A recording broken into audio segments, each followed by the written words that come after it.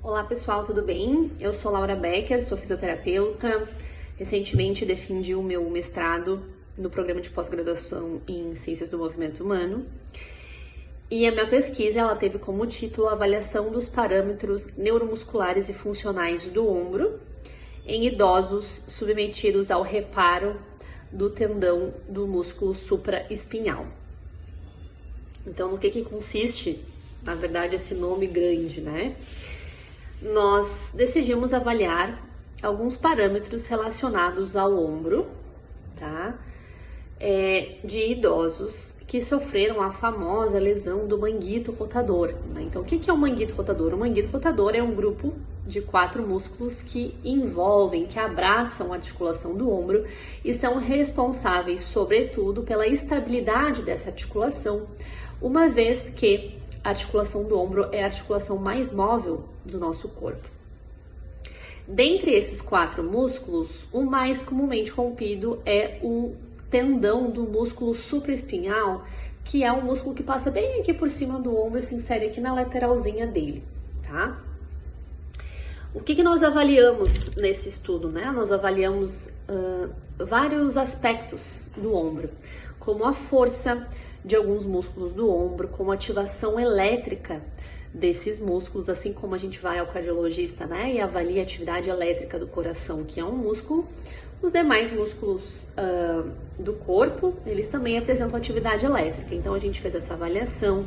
Nós avaliamos a espessura do músculo, né? Então, a espessura do músculo, ela está relacionada à força. Então, normalmente, quanto mais espesso, mais proteína a gente tem dentro, né, desse músculo e, portanto, ele consegue produzir mais força, mais forte ele é.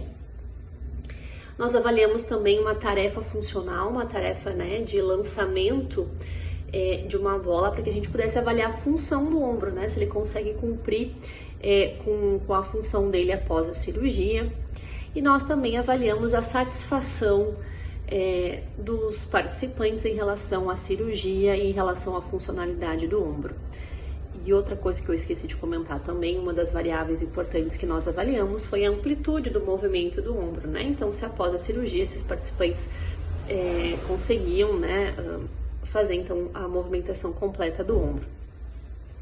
Bom, nós fizemos essas avaliações e nós comparamos então, né, o ombro operado com o outro ombro, né, que não era operado. Então, nós pegamos participantes que operaram só um ombro. Nós fizemos todas essas avaliações do ombro operado em relação ao ombro contralateral e também em relação a um grupo controle, que é um grupo composto por pessoas que nunca tiveram histórico de queixas em relação ao ombro.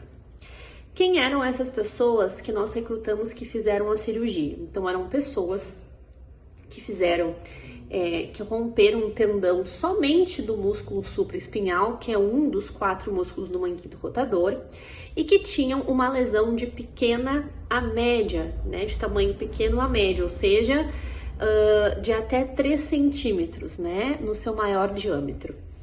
Então, nós recrutamos esses participantes que eram idosos, ou seja, pessoas acima de 60 anos, com uma lesão somente de um dos 4 músculos do manguito rotador, e essa lesão no tendão, essa ruptura, ela tinha que ter no máximo até 3 centímetros. Então, a gente definiu bem os nossos critérios de inclusão, tá?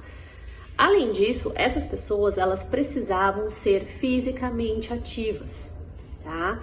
Então, todas elas, além de ser fisicamente ativas, elas também praticavam alguma modalidade de exercício de força, ou seja, pilates ou musculação, tá?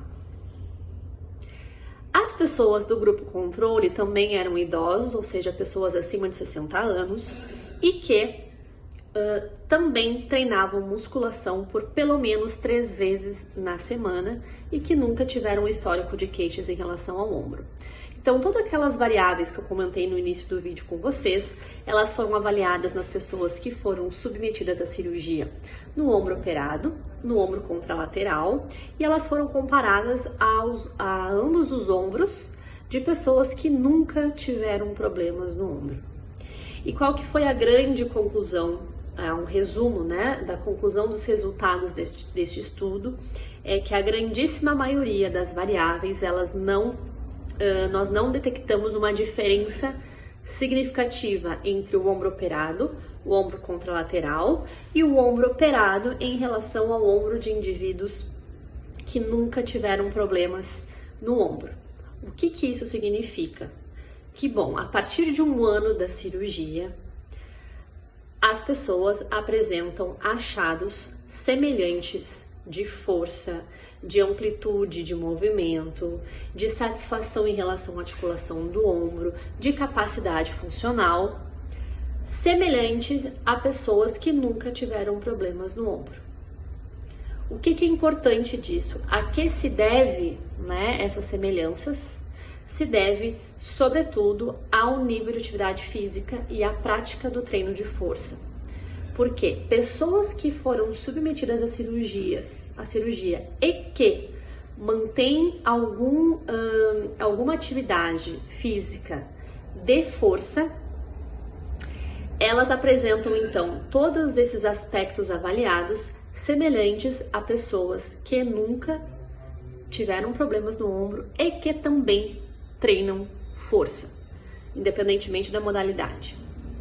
Então, o que isso é importante? Que todos aqueles, assim, a conclusão do nosso estudo é que indivíduos que foram submetidos à cirurgia do ombro e que se mantêm, depois da alta fisioterapêutica, se mantêm fisicamente ativos com treinamento de força, eles apresentam, então, um ombro muito semelhante a indivíduos que também treinam força, mas que nunca tiveram problemas em relação à articulação do ombro.